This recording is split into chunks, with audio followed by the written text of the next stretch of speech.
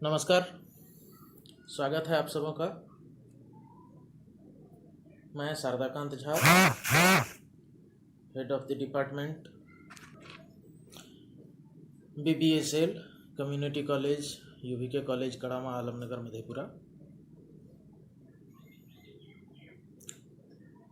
जैसा कि आप सभी जानते हैं, लॉकडाउन के कारण लगातार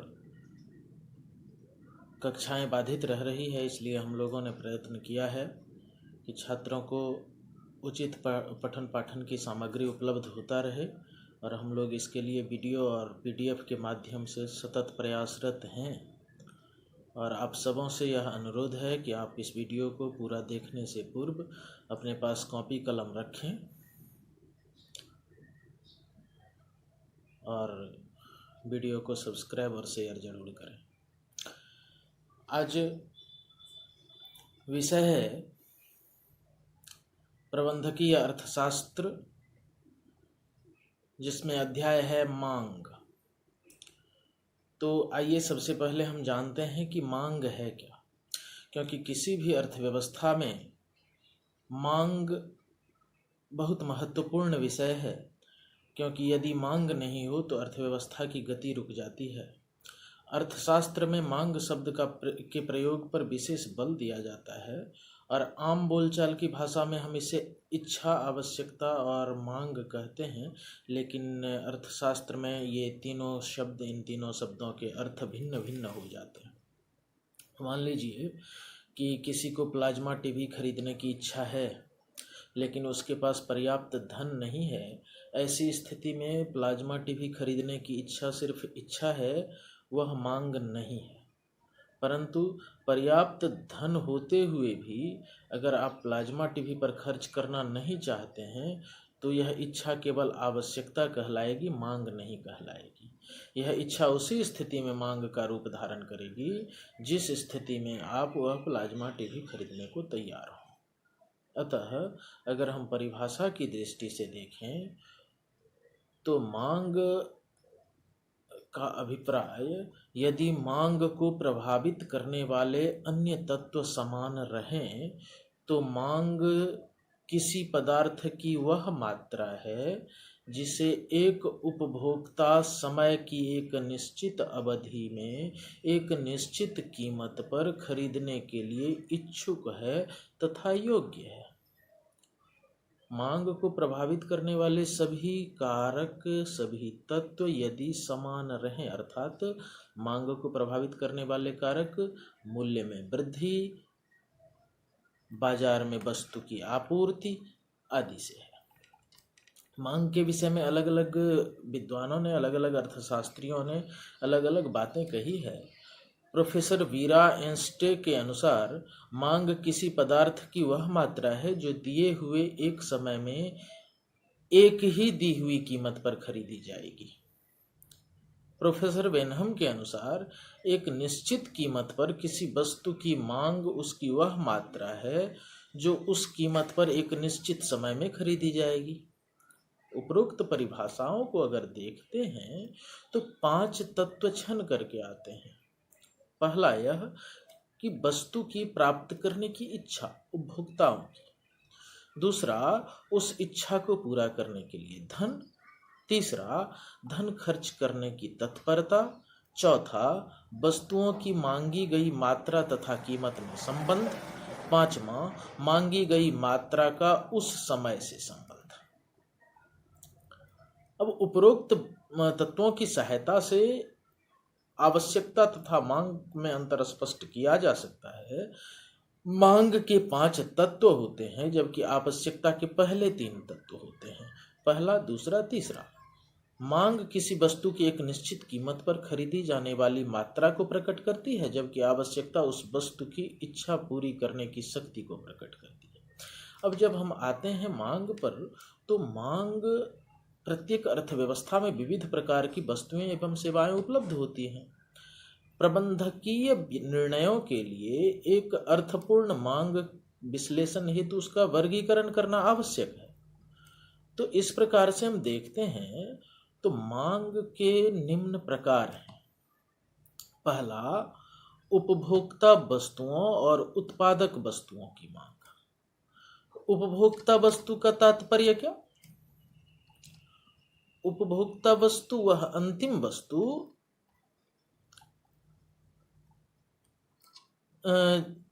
जो उपभोक्ता की आवश्यकताओं को प्रत्यक्ष रूप से संतुष्ट करती है।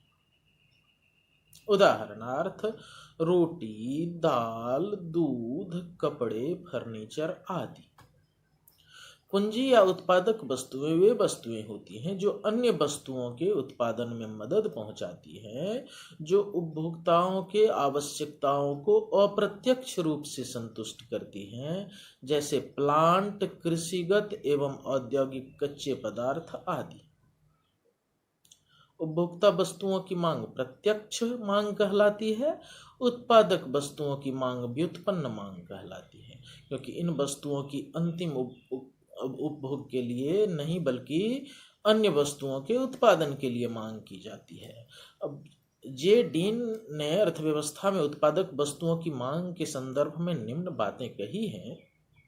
पहला, उत्पादक वस्तुओं के क्रेता व्यवसायी होते हैं और वे प्रायः कुशल होते हैं, अतः बिक्री बढ़ाने की क्रियाओं पर उनका बहुत कम प्रभाव पड़ता है। दूसरा, उत्पादक वस्तुओं के क्रेता साधन, कीमत विभेदों और स्थापनों के प्रति अत्यधिक संवेदनशील होते हैं। इस प्रकार पूंजी, श्रम और अन्य साधनों की मांग लोचशील होती है।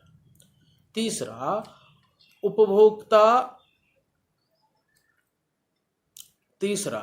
उपभोक्ता वस्तुओं के क्रेताओं का उद्देश्य पूर्णतः आर्थिक होता है। वे पूंजीगत वस्तुओं के लाभ के उद्देश्य से ही खरीदते हैं। चौथा, उनकी मांग उपभोग मांग से व्युत्पन्न होने के कारण उनमें निरंतर और तीव्र उतार चढ़ाव होते रहते हैं। अतः हम देखते हैं कोई भी वस्तु उपभोक्ता वस्तु है या उत्पादक वस्तु, यह उसके उपयोग पर निर्भर करता है। उदाहरण के लिए जब फर्नीचर का उपयोग घर में किया जाता है तो वह उपभोक्ता वस्तु है, जबकि वही फर्नीचर व्यावसायिक जगह पर यदि उपयोग के लिए ले जाया जाता है तो उसे उत्पादक वस्तु कहते हैं। फिर भी यह विभेद उपयुक्त मांग विश्लेषण के लिए लाभप्रद है। दूसरा आता है नाशवान और टिकाऊ वस्तुओं की मांग। तो उपभोक्ता और उत्पादक वस्तुओं को दोनों को, उपभोक्ता वस्तुओं को और उत्पादक वस्तुओं को दोनों को नाशवान और टिकाऊ में वर्गीकृत किया जाता है। अर्थशास्त्र में नाशवान वस्तुएं वे होती हैं जिनका उपयोग सिर्फ एक बार किया जा सकता है, अर्थात नाशवान वस्तुएं अपने आप उपभोग की जाती है, जबकि टिकाऊ वस्तुओं की सिर्फ सेवाओं का उपभोग किया जाता है। इस प्रकार नाशवान वस्तुओं के अंतर्गत सभी प्रकार की सेवाएं, भोज्य पदार्थ, कच्चे माल आदि आते हैं। दूसरी ओर टिकाऊ वस्तुओं के अंतर्गत मकान, मशीन, फर्नीचर आदि आते हैं। इस विभेद का इसलिए और भी महत्व है क्योंकि मांग में टिकाऊ वस्तुएं गैर टिकाऊ वस्तुओं की अपेक्षा अधिक जटिल समस्याएं पैदा करती है। गैर टिकाऊ वस्तुओं की बिक्री प्रायः वर्तमान मांग को पूरा करने के लिए की जाती है, जो वर्तमान दशाओं पर निर्भर करती है। दूसरी ओर टिकाऊ वस्तुओं की बिक्री वर्तमान वस्तुओं के भंडार में वृद्धि करती है, जिनकी सेवाओं के लिए एक समय अवधि के उपरांत उपभोग की जाती है। इसके बाद तीसरा आता है व्युत्पन्न और स्वायत्त मांग। तो प्रोफेसर जे डीन के अनुसार जब किसी वस्तु की मांग कुछ मूल वस्तुओं के खरीद से जुड़ी होती है तो उस मांग को व्युत्पन्न मांग कहते हैं। अब जब किसी वस्तु की मांग कुछ अन्य वस्तुओं की मांग पर निर्भर करती है तो उसे व्युत्पन्न मांग कहते हैं। इस प्रकार सभी प्रकार के उत्पादक वस्तुओं की मांग व्युत्पन्न मांग होती है, क्योंकि उसकी मांग उपभोक्ता या उत्पादक वस्तुएं बनाने के लिए की जाती है। उदाहरणार्थ ईंट या सीमेंट की मांग व्युत्पन्न मांग है, क्योंकि इसकी मांग की उत्पत्ति भवनों के मांग से होती है। दूसरी ओर उन वस्तुओं की जिनकी मांग कुछ अन्य वस्तुओं के मांग से जुड़ी होती है, वह स्वायत्त मांग कहलाती है, जैसे भोजन, वस्त्र, आवास आदि। उपभोक्ता वस्तुओं की मांग स्वायत्त मांग होती है। स्वायत्त मांग को प्रत्यक्ष अथवा अंतिम मांग भी कहते हैं, परंतु इस निर्भरता की कोटि वस्तु से वस्तु के व्यापक रूप से परावर्तित होते हैं। जैसे नीब की मांग कलम की मांग से पूर्णतः जुड़ी हुई है, जबकि पेट्रोल की मांग कार के मांग से हल्के ढंग से जुड़ी हुई है। अतः व्युत्पन्न और स्वायत्त मांग का विभेद प्रकार की अपेक्षा कोटि का विभेद है। व्युत्पन्न मांग स्वायत्त मांग की अपेक्षा प्रायः कम लोचशील होती है। चौथा, फर्म मांग और उद्योग मांग। फर्म का अभिप्राय किसी कंपनी, उत्पादक संस्था से है। अनेक व्यावसायिक समस्याओं के समाधान के लिए फर्म मांग और उद्योग मांग में अंतर तथा इसके बीच संबंध का ज्ञान होना आवश्यक है। फर्म एक व्यावसायिक इकाई है, जबकि उद्योग निकटतम प्रतियोगी फर्मों का एक समूह है। फर्म मांग से आशय किसी विशेष फर्म की किसी विशेष वस्तु की मांग से है। दूसरी ओर उद्योग मांग किसी विशेष उद्योग की वस्तु की कुल मांग होती है। उदाहरणार्थ, सिर्फ बिरला यामाहा मोटरसाइकिल की मांग फर्म की मांग है, जबकि सभी प्रकार की मोटरसाइकिलों की मांग उद्योग मांग है। पांचवा, कुल बाजार मांग और बाजार खंडों द्वारा मांग। कुल बाजार मांग से आशय है किसी वस्तु के लिए सभी बाजार खंडों की कुल मांग, जबकि एक विशेष बाजार खंड में किसी वस्तु के लिए उस विशेष बाजार की मांग को खंड मांग कहते हैं। उदाहरण के लिए हीरो साइकिल का कुल बाजार अर्थात घरेलू और विदेशी दोनों मिला करके मांग तथा घरेलू मांग चाय को बड़ी मात्रा में खरीदने वालों जैसे दुकानों, जलपान गृहों, अतिथि गृहों, होटलों आदि द्वारा मांग बनाम पारिवारिक मांग। अगर चाय की मांग जो है पूरे बाजार में होती है, दुकानों में, जलपान गृह में, अतिथि गृह में, होटलों में, वो कुल बाजार मांग, और परिवारों में होती है वह खंड बाजार मांग।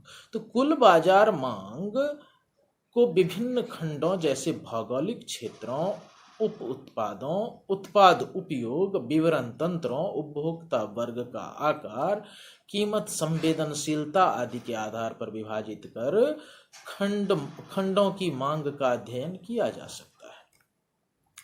छठा आता है अल्पकालीन मांग और दीर्घकालीन मांग। तो नाशवान वस्तुएं जो होती हैं जैसे सब्जी, फल, दूध आदि के लिए कीमत में परिवर्तन से मांगी गई मात्रा में परिवर्तन शीघ्रता से होता है। ऐसी वस्तुओं के लिए एक अकेला ऋणात्मक ढलान वाला मांग सामान्य मांग वक्र होता है, लेकिन टिकाऊ वस्तुओं जैसे उपकरण, मशीनें, कपड़े और अन्य ऐसी वस्तुओं के कीमत में परिवर्तन का मांगी गई मात्रा पर अंतिम प्रभाव नहीं होगा जब तक कि वस्तु का वर्तमान स्टॉक समायोजित नहीं होता जो लंबी अवधि ले सकता है। एक अल्पकालीन मांग वक्र कीमत में परिवर्तन से मांगी गई मात्रा के परिवर्तन को दर्शाता है जब टिकाऊ वस्तु का वर्तमान स्टॉक और स्थानापन्नों की पूर्तियां दी हुई हो।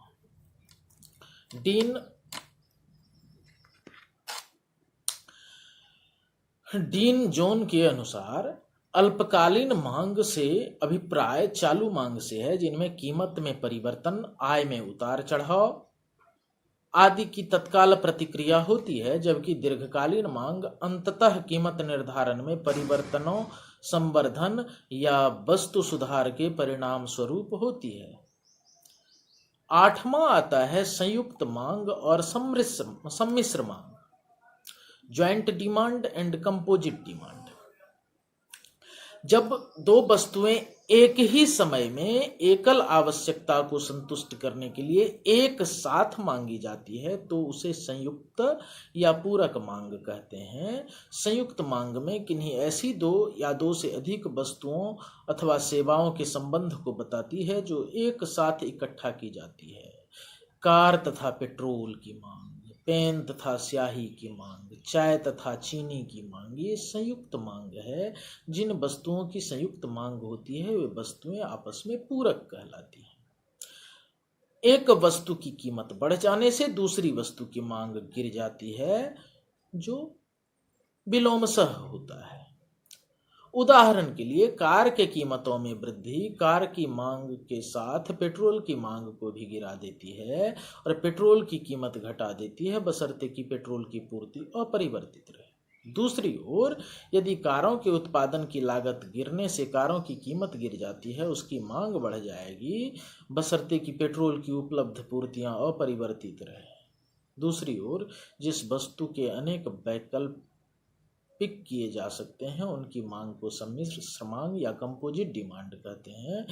यह चमड़ा, इस्पात, कोयला, कागज आदि वस्तुओं की ही नहीं अपितु भूमि, श्रम, पूंजी जैसे उत्पादन के साधनों की भी विशेषता है। उदाहरण के तौर पर रेल, फैक्ट्री, घरेलू उपयोग आदि के लिए कोयले की मांग रहती है।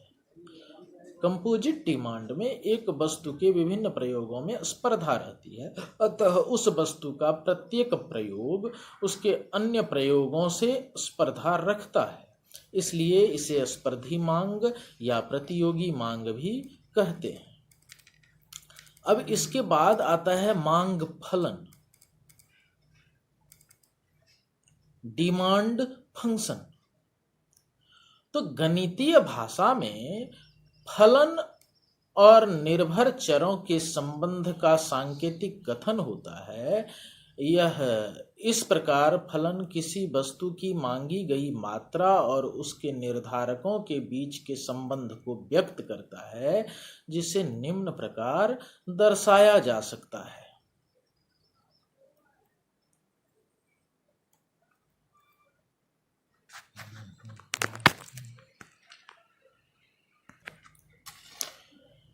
कैपिटल डी ए अंडरस्कोर में होगा is equal to small F bracket शुरू capital P underscore A comma Y comma P underscore S comma P underscore C comma T comma A comma E underscore P comma E underscore Y comma N comma D underscore A comma U bracket बंद। इसको आप लोग निश्चित ही अपने notebook में उतार लेंगे। यहाँ डी अंडरस्कोर ए का मतलब है ए एक विशेष वस्तु, उसकी मांग। एफ का मतलब है कर फलन या निर्भरता। पी अंडरस्कोर ए का मतलब है ए वस्तु की कीमत। वाई का मतलब है उपभोक्ता की आय। पी अंडरस्कोर ए का मतलब है ए वस्तु के स्थानापन्नों की कीमतें। ए वस्तु के स्थानापन्न का मतलब चाय और कॉफ़ी एक दूसरे का स्थानापन्न है। अगर हम कॉफ़ी का प्रयोग करते हैं तो चाय का नहीं, चाय का करते हैं तो कॉफ़ी का नहीं। पी अंडरस्कोर एस का मतलब है ए वस्तु की पूरक की कीमतें, जैसे चाय के साथ चीनी की कीमतें, कार के साथ पेट्रोल की कीमतें। टी दर्शाता है उपभोक्ताओं की रुचियां, आदतों और अधिमानों की माप। ए बताता है विज्ञापन। ई अंडरस्कोर पी बताता है भविष्य कीमतों के विषय में उपभोक्ताओं की प्रत्याशाएं। ई अंडरस्कोर वाई बताता है भविष्य की आय के विषय में उपभोक्ताओं की प्रत्याशाएं। एन बताता है जनसंख्या के आकार। डी अंडरस्कोर ए बताता है राष्ट्रीय आय का वितरण। यू बताता है ए वस्तु की मांग के अन्य निर्धारक। इस प्रकार यह समीकरण मांग फलन का संक्षिप्त रूप है, परंतु उपर्युक्त मांग फलन की व्याख्या जटिल है, क्योंकि रुचियों और अन्य घटकों को मापा नहीं जा सकता। अतः अर्थशास्त्री कीमत के अतिरिक्त अन्य सभी चरों को स्थिर मानते हुए मांग फलन की सरल व्याख्या करते हैं, जिसे इस प्रकार व्यक्त किया जा सकता है। D underscore A is equal to P D_A=F_P_A, जो यह दर्शाता है कि ये वस्तु की मांग उसकी कीमत का फलन होता है, अर्थात प्रत्येक कीमत से संबंधित मांगी गई मात्रा होती है।